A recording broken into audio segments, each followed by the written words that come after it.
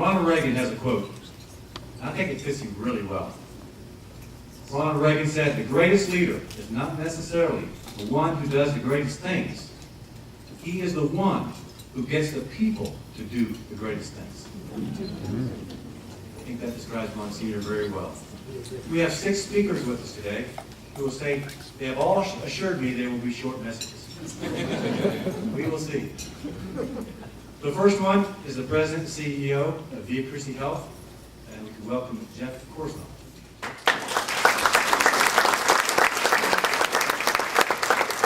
Thank you, JB. Welcome, everybody. It's really great to be here with all of you. Noreen, thanks for hosting.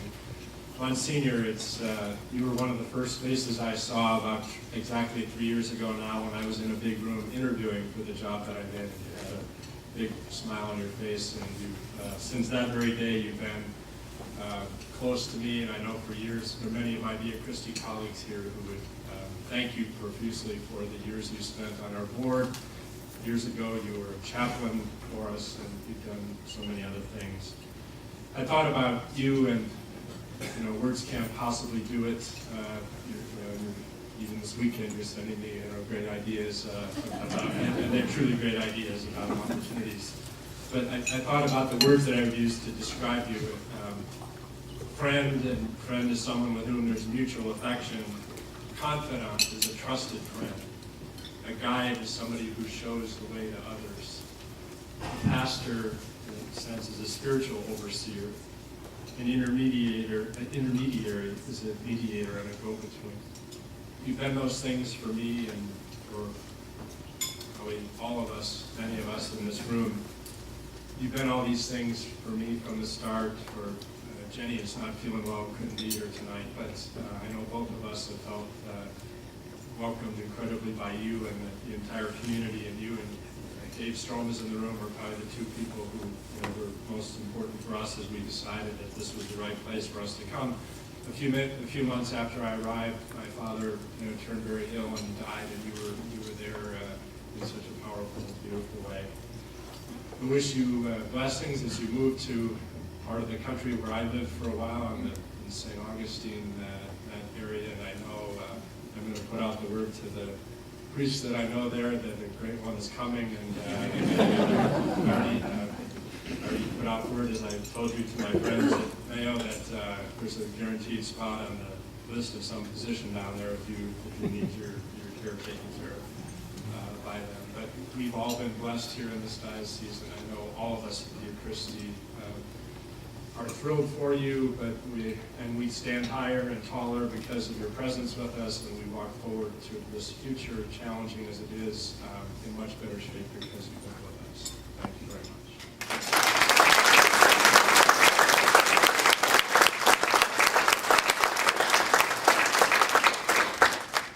Thank you, Jeff. I might add that Monsignor is going to say a few words after our Bishop will be the last speaker, Bishop GERBER. After that, he'll say a few words. Our next presenter is Dr. Noreen Croce, also my boss. What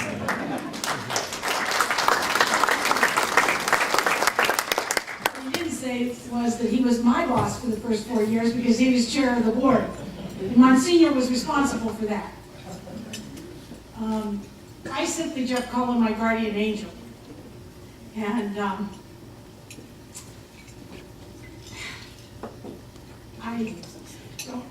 I tried to prepare something, but it's hard because, it was on February 17th, 2007, and I had said no to Newman.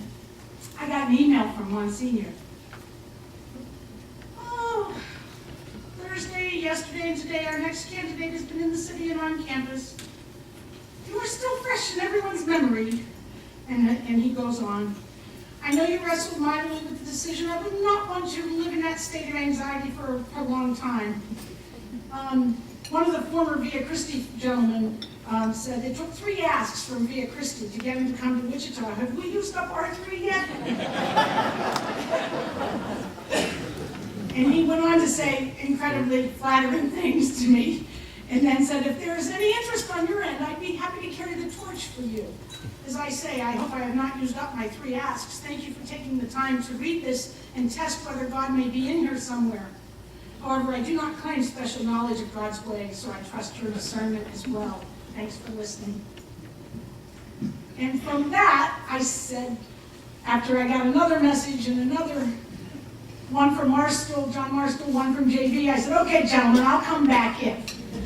And we did. And we found out why people are passionate about Newman University and how Monsignor Hemberger, as a board member, executive committee member, diocesan rep, has just been incredibly important to what is thriving today as Newman University. He believes you believe in Catholic higher education and you support Catholic higher education. He convenes chancery meetings so that the leadership of Newman can meet with the leadership of the diocese, so that we can hatch things like the Tom Seiler Teacher Academy with Bishop Carroll that takes kids who might be interested in education and helps them in the Drexel schools, tutor and test that potential vocation.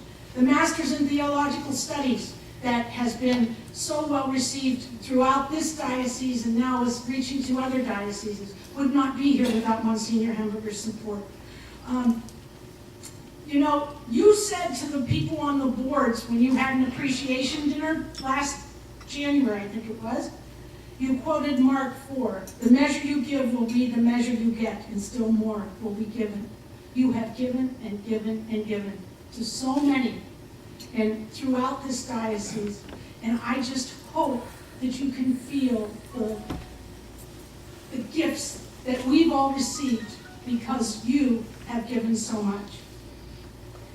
Today, 150 years ago today, St. Maria de Matias wrote in one of her letters a simple statement: let's serve God with love.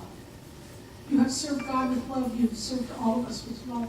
And I can't imagine us without you.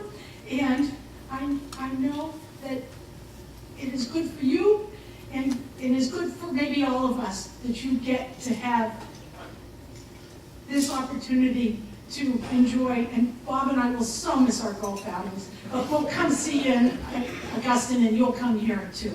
And we'll continue our relationship for the long term. Thank you, Monsignor, for everything. Thank you.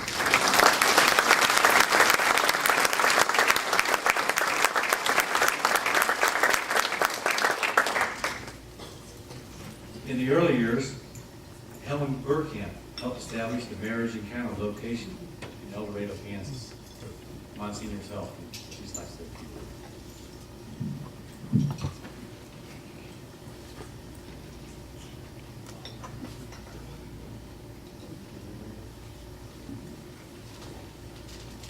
I was so humbled when asked to say a few words about Monsignor Hemberger, who is such an inspiration to anyone who knows him. In the 70s, the Catholic Diocese realized how important it was to have strong marriages.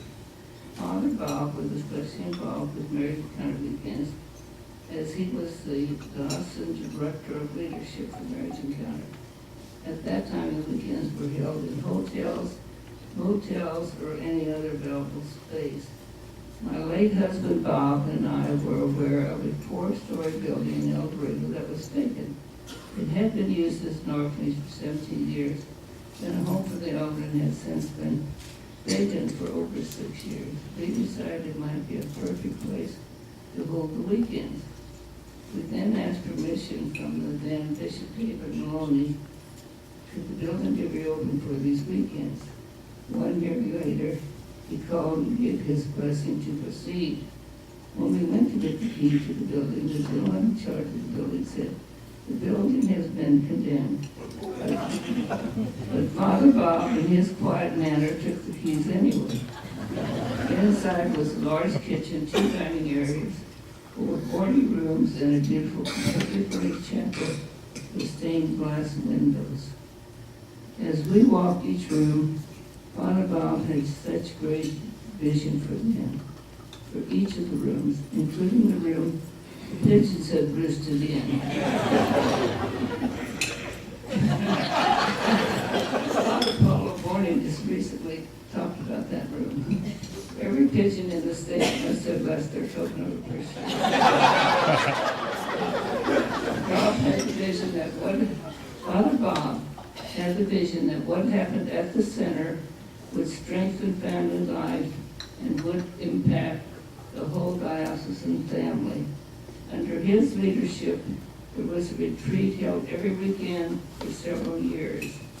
He called forth people's gifts and put them on their knees in prayer. He worked with hundreds of couples in an effort to change the world. When we opened, volunteers came from all over, and Father Bob believed that working together would bring people to forget boundaries and professional levels. He was gentle with criticism and gave much praise. Father Bob had a way of convincing you that any challenge could be met and barriers were meant to be overcome. As weekends continued to grow, there would be 2 groups on the same weekend. Volunteers would prepare over 500 plates of food. The volunteers were putting themselves at the service of their church to do something beautiful for God. Following the closing of the St. Joseph Family Life Center, a new vision was to build a spiritual life center here in Wichita. Thank you again to Monsignor Robert Hemberger for being such a memorable part of so many lives.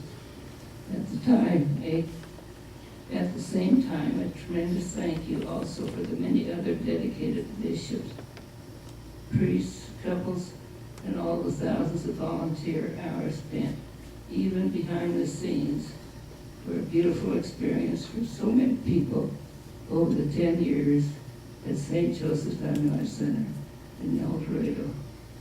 God bless all of you.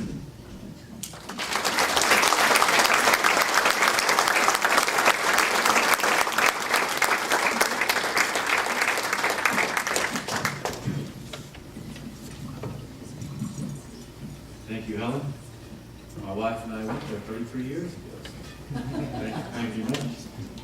The next gentleman's probably known Monsignor longer than anyone, and that's his brother, Father Hemberger. He's the pastor of St. Vincent de Paul Catholic Church in Andover. Father?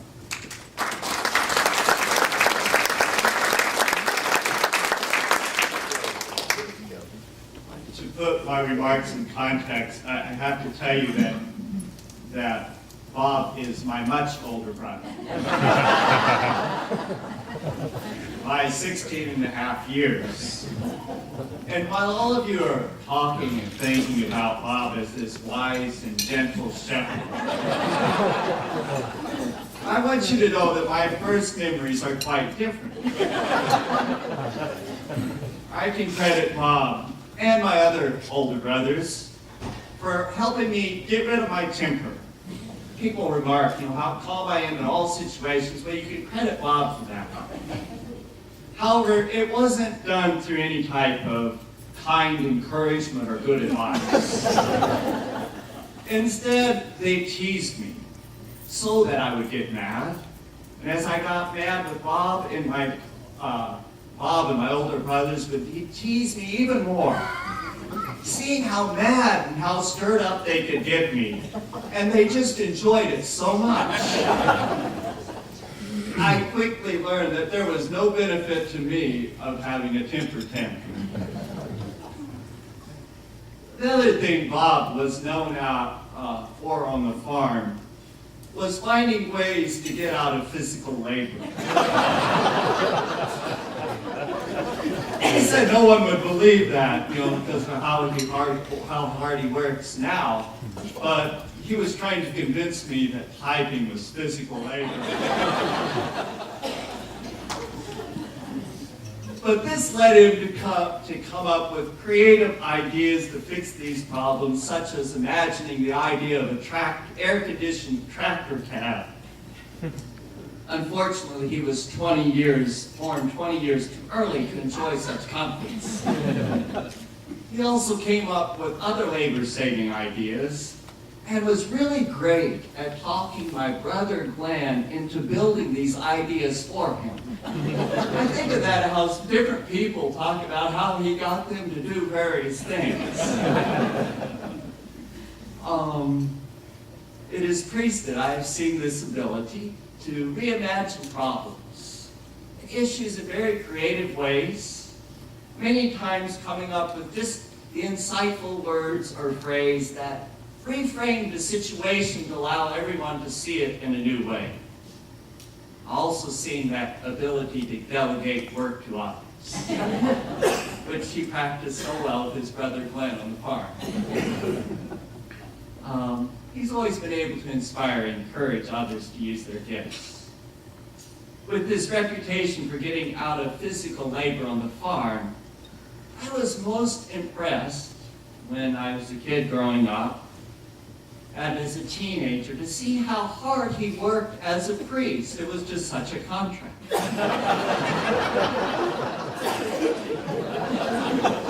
I remember him working as a chaplain at St. Francis Hospital all during the day and then spending his evenings working till late at night promoting Marriage Encounter, a movement that really has had unparalleled success during his time as director. That really impressed me as a teenager, and probably was part of my own vocation to the priesthood. Father Bob preached at my first Mass, and there he called the words of Archbishop Pilarczyk of Cincinnati. He says, "The challenge lies in being a good shepherd without treating people like sheep, and being a loving father without treating people like children." I feel like that is exactly what Bob has done so well over the years, encouraging and shepherding people, yet always treating them as adults. And I've found him to be that kind of mentor in me and my own priesthood. And so I'm grateful for his constant encouragement, guidance, and gentle shepherding in my own life. So just thank you for being such a good brother, mentor, and friend.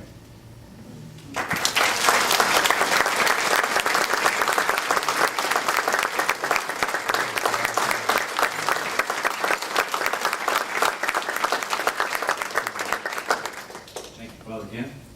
Next, we'd like to welcome to the microphone Sister Margaret Nugent of the Congregation of St. Joseph. Sister.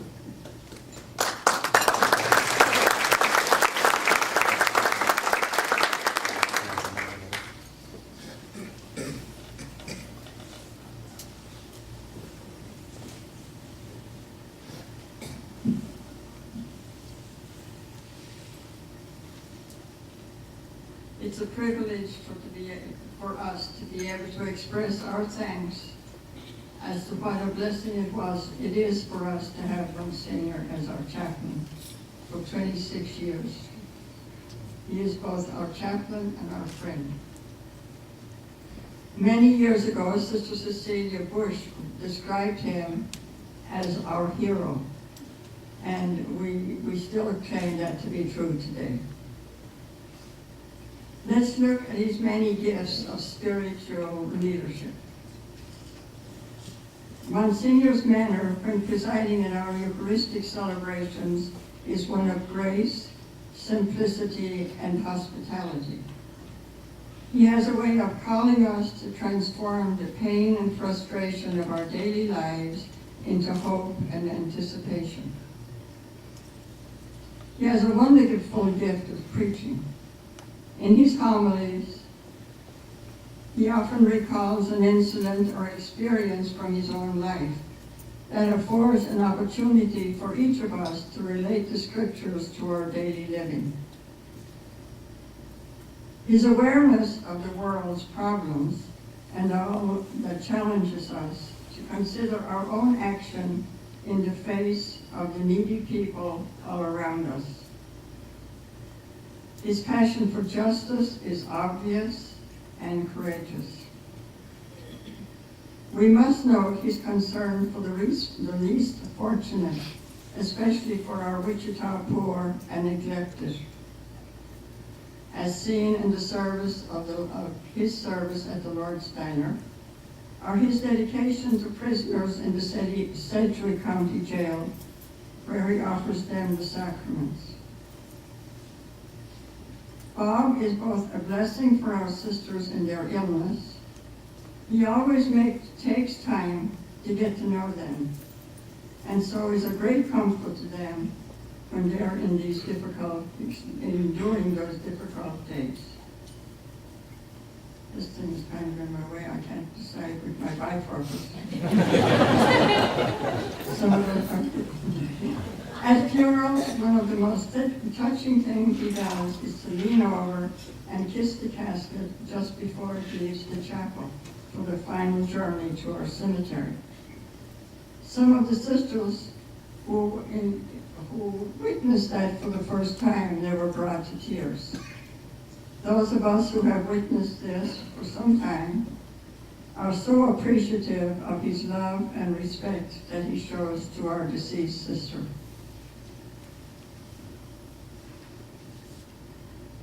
Many of the sisters are sports fans, and Monsignor has shared that interest with them, consoling them when their teams have lost a game and celebrating victories. However, they get even. Some like to give him a bad time when the Chiefs lose again, or spare their sympathy when the Jayhawks have given away another game. Even when his daily concerns may have produced anxiety, his prayerful and calming presence always brought us hope for our church and for all of us. There is much more that I could say about Monsignor and his giftedness to us as Sisters of St. Joseph, but I would conclude with this. Monsignor Hemberger is a priest and a friend. He uncovered all the depths and wonder we had so carefully hidden. His presence stretches us to new heights and helps us become aware of what was buried inside. For us, he has been a prophet, a mentor, and creator. Is not a prophet one who sees more? Is not a mentor one who models and calls us to live our charism, to strive for the more? Is not a creator one who calls forth that which is essential? Truly, for us, Monsignor Hemberger has imaged God. Bob, we wish you many blessings as you retire. May your years be filled with much happiness, joy, peace, and good health. Blessed are we as Sisters of St. Joseph, who have been enriched by your generosity, compassion, and sharing of your many gifts with us for the past 26 years. Thank you.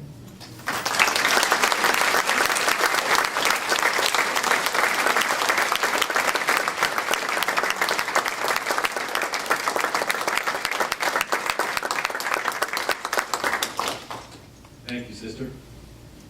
Please welcome to the podium Most Reverend Bishop EUGENE GERBER.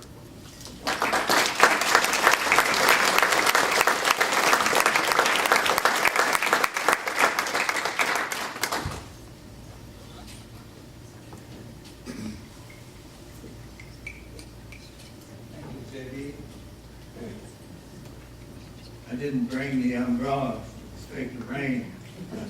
I brought it in case things get too thick in here.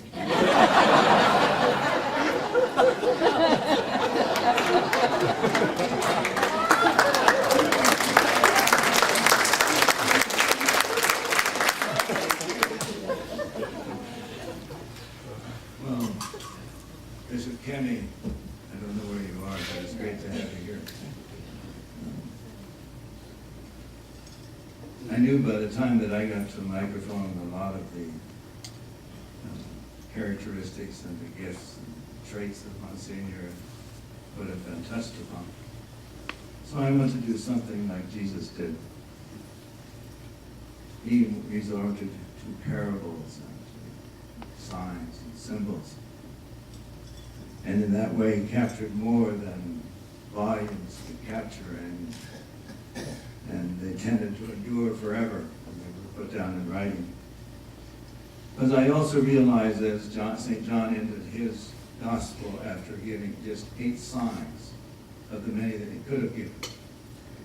He said there are many other things that Jesus said and did, but if they all were all written down, I don't think the whole world could hold the volumes. And that's the way I look upon you, so there's no way on this side of heaven to adequately appreciate what you mean to me as a friend, as a co-worker, and I'll get to the mentor later. So I want to have you imagine that Waterloo, Kansas, where I grew up, adjacent to our farm on the east, is the oldest arboretum west of the Mississippi. It's 10 acres. And Riggs, who started it in 1888,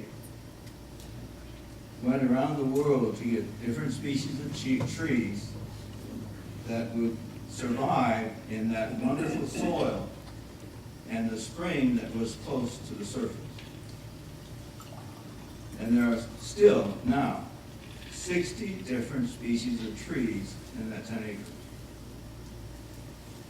And the volunteers have put paths there with walking and identified each of these trees. There is one tree in this whole meadow of species that stands above them all. It so happens. And this is the part of my parable.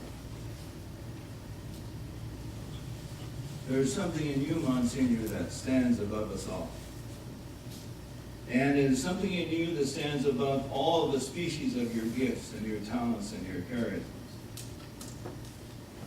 And there are many. But the one that I think stands tall is your capacity to intuit the feelings of others. That somehow, one-on-one, or in small groups, or chairing this or chairing that meeting, brother priests, strangers, those known and unknown, you have a way of listening to their heart.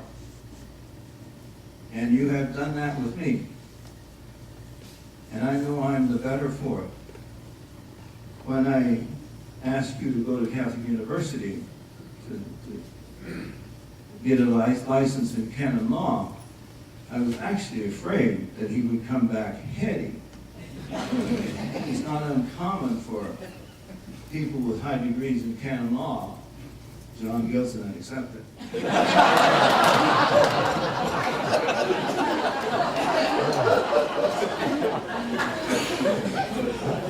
not uncommon for them to come back and be aware of the obligations and responsibilities and forget the rights. It's like Jesus saying to the Pharisees, you make up human laws and you put burdens on people's back and you don't lift a finger to help them. Well, Monsignor came back, and he came back not only with a balanced awareness of the obligations and responsibilities and the structures of canon law and whatever else you'd like to say, but he came back with a heart for the law. He came back up with a heart for the structures. And he came back with a defense to make sure that the bishops didn't ride roughshod over others. And there were several times when I was working toward a decision in which he reminded me of the rights of a priest, or the rights of a person, one by one. So he had this capacity for a balance in mind and heart, but the heart that he has is much like Saint Benedict XVI discovered after he became Pope. You know, he wrote with a heart. He didn't write from the law as everybody expected. And you have a heart much like St. Francis, Pope Francis. The two have the same. So this intuiting of feelings, I want to try to plumb that. I want to try to unwrap it a bit. I think it has to do with the Cardinal Newman's, and it came from St. Francis de Sales before that. In Latin, it's cor ad cor loquit, or heart speaks to heart. Now, let me test your experience. Think of the times in your life when there was a connection with someone, with something that someone said, or something you heard, and it touched your heart. And you went away afterwards and you said, God was there and I didn't know it. There were any number of times that Monsignor would do this. And God was there and he didn't know it. There are other times we're aware of God making connections on the foresight of this. And then eventually it becomes habitual, for the most part, that heart speaking to heart, feelings touching feelings, become as common as breathing in and breathing out. And so I don't think that Monsignor knows all of this and all the times that it happened, because it became so commonplace out of his spirituality, out of his prayer, and out of his dedication. So he could be himself. And he could draw out of others, as has been said, the best in them. And I've said this on the Chrism Mass Day, that I wondered why he wasn't named a bishop.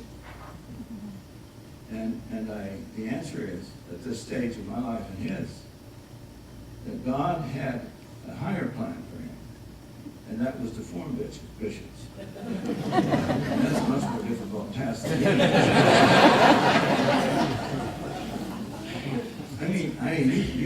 he took on 3 of us. And we were different as night and day. Bishop Kemi, you're not going to have the benefit. But I don't know what's going to happen, Bishop Kemi, but when we all went in the Chancery office, we were all so young they called us Boys Town. So, Monsignor, out of all these trees, out of all these species and all this talent that you have, I'm just holding up this one tall tree that I think is a core value among all your gifts. And that it played in everything that you did and everything you said. And that was intuiting feelings and bringing out the heart in people. So that when you came to consensus in the many committees that you have chaired and seen through life, everybody's heart was in it, not just their mind. And that's saying a lot. That's saying.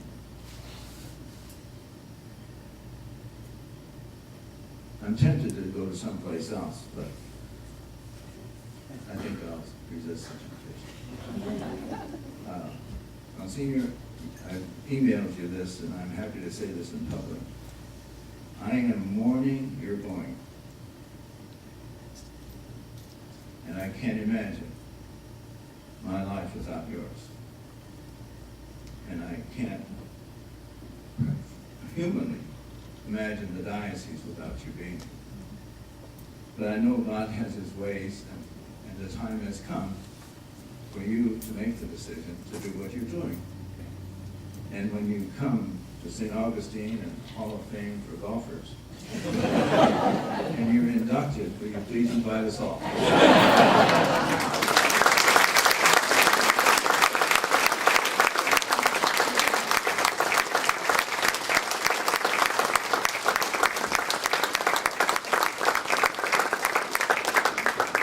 Thank you very much. Monsignor, as a token of appreciation from Newman University, I'd like to present you a plaque. And I'd like to thank you. Thank you.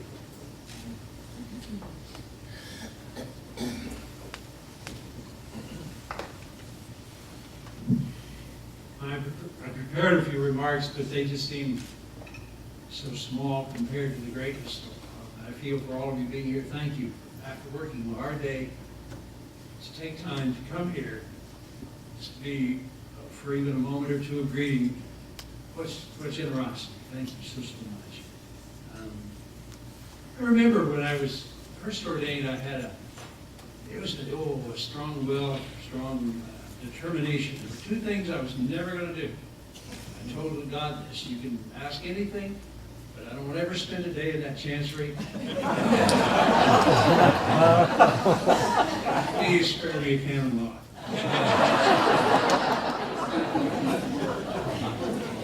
I suspect that was a little like, perhaps some of you have had a prayer as you get married, and you say, Lord, please don't give me a child like me. And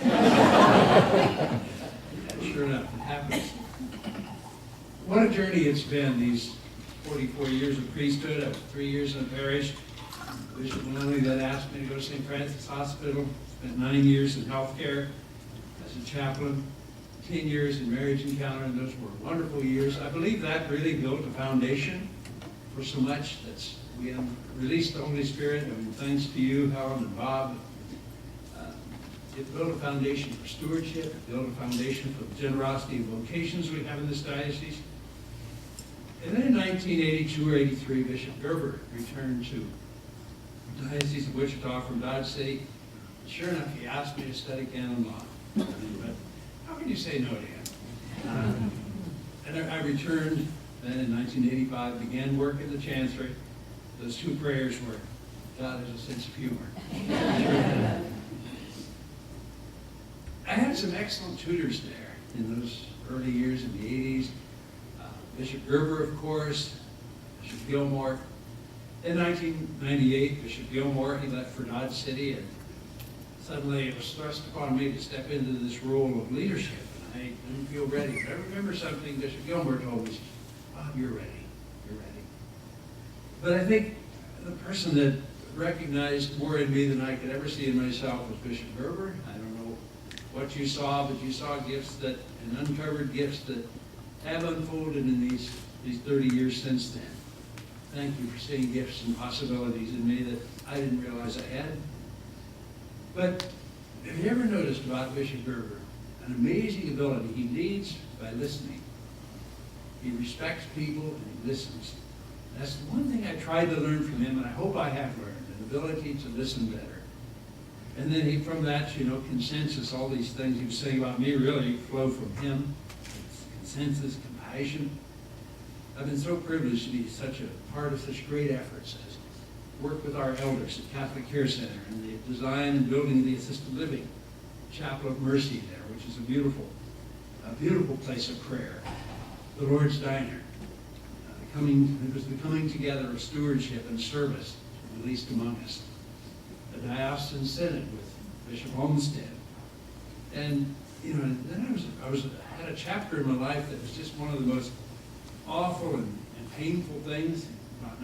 About 2002, if you recall, the whole child abuse thing broke open across the country, Boston first and everywhere else. And people came forward, and Bishop Olmsted was heading off to Phoenix, and I was selected as administrator, and why am I in the middle of this mess? I always thought that was great. Bishop Gerber and Gilmore took care of that stuff. I didn't have to ever deal with it. And sure enough, here it was right in my plate. And somehow got through it. It was a painful time. And I credit the people on our diocesan review board. They were great advisors and great support through that difficult time. Diocesan administrator 2002 to 4. And Bishop Jekyll's came among us, and some more great opportunities. For whatever reason, he asked me to be part of the cathedral design group and the whole process that unfolded there. People like Mike Westcott and Bob Simpson and Brett Prather and the people who are here who helped to bring all of that together. The Chancery diocesan staff. It was just a beautiful word that Bishop Gerber or Bishop Jacobs chose together. It was really an effort of an emphasis on the communion among the parishes in the diocese. Actually, this whole retirement idea the discussion actually began with Bishop Jacobs in the spring of 2013. We began talking about it. It took me a long time to know that it was getting close and to bring up the topic. And we talked about it, had a great discussion. I thought at first he was going to be dismissive. He wasn't. And he was understanding. He said, yeah, okay, you've earned it, hardship tour and all that. A week later, he was moved.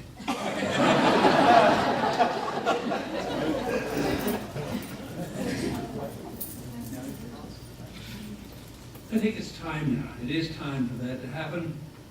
So many of you have been so flattering, saying you just don't look 70, you don't act 70, you don't think 70. I don't know what that all means. What 70 is supposed to look, act, or think like. But for me, I really believe that I must decrease so that others may increase. And it's important, it's a time for me to step back so that new gifts, a new generation of leaders can emerge. I think this local church is really healthy. There's much more spirit. I talked about this yesterday on the Feast of Pentecost. This is a more spirit-filled church, a more spiritual church than the one I grew up in when I was a child. You know, my parents were wonderful Catholics, very devout. They worked hard, you know, if there was something to be done at the parish, but it was mostly manual labor. They never thought of teaching a class, leading a committee, leading or planning something. But our church has brought forth all of you who are people who teach and lead and plan. And we're just a healthier church. The gifts of the faithful have been so released by the Holy Spirit. I'd like to thank many more people than I can mention. Bishop Gerber, you made a difference in my life that can never be measured. I'd like to thank the fellow priests of this diocese. You entrusted me with jobs and opportunities and trusted me with your problems at times. I thank you for that. The people I've worked with, and the diocesan staff, for me, it's not just a workplace. It's a place where a friendship. You know, it's a Christian community. And I've experienced that there among the people of the Chancery. It's not that dreadful place that some people felt. The people who have made me look good through the years. There's a lot of them down there that make me look a lot better than I deserve. And my assistants, Sheila Haskell and now Janet Miller. They've just been wonderful, wonderful friends. The Sisters of St. Joseph, the prayer community from which I come and where I can begin each day. It's a fabulous thing. Noreen, thank you for this opportunity. I figured there'd be 6 of us here. And I had this many friends. Thank you. And Jeff, thank you very much. What a friend and leader you are in our midst. Kent, what a brother you've been. You're the essence of goodness. You really are. You've been such a supportive brother. Bishop Tammy, thank you for honoring my request for retirement. I know you'd probably like to say, come on, you can give us a little bit more. But that question has been big on my mind. There's a lot of things in life that we can do, but should we? Yeah, I can, I suppose, work another year, but should we? There's a lot of areas in life we have to ask that question. Just because we can, should we? I just really believe it's a good time. Thank you for honoring that. Thank you each for being here this evening, for being in some way touching my life and allowing me to touch yours. And I just know that blessings will keep flowing. Thank you.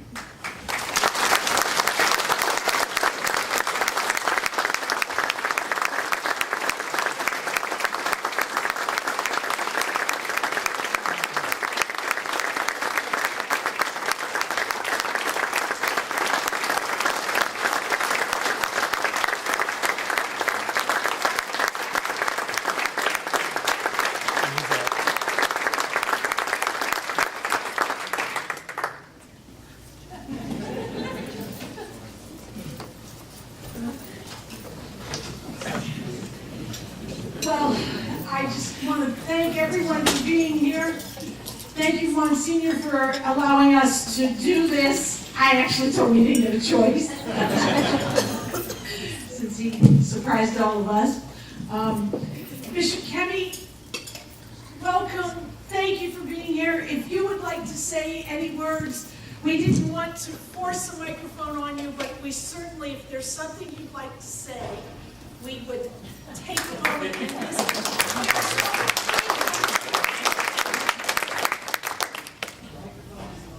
Oh, I turned it off. I'm sorry.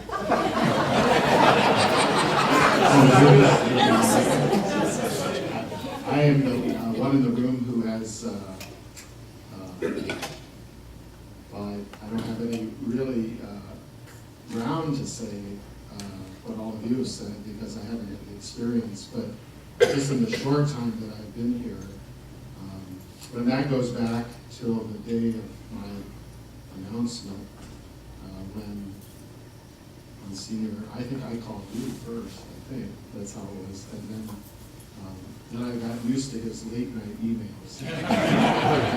I'm a morning person, and when I would get up in the morning, 5 or 6 o'clock, there would be this string of emails from Monsignor Hemberger who had sent them the night before, late at night. So, but naturally, I feel a little cheated, and not having had the blessing of working with you, Bob, for the many years that you've worked with all these wonderful folks. But I trust the will of God, and I trust that the goodness that you have done, that you've given, and the many gifts that you shared will not go away, but be manifest in so many other ways here. And so I thank you on behalf of the diocese, and for my part, I thank you for the warm and gracious welcome and the help that you gave me in this big transition for me. And I would have looked forward to being trained by you, Bishop Gerber, because I've got a lot to learn, and I think you would have been a great mentor for that. So, but I have your phone number. I promise you I will call you when I need you and when I don't need you, just to remain in contact with you, because I don't want that to end. So thanks for all that you are and all that you've done for me.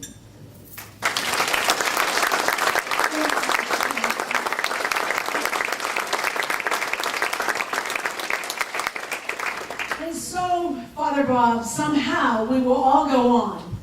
But I hope you have just an inkling of the vast appreciation for you throughout the many ministries that you have touched, informed, and served for your career in the Catholic Diocese of Wichita.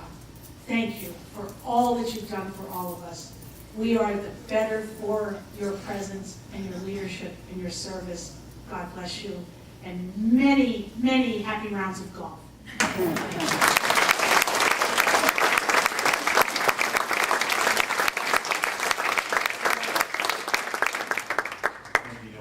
Thank you, Monsignor. Echo those words.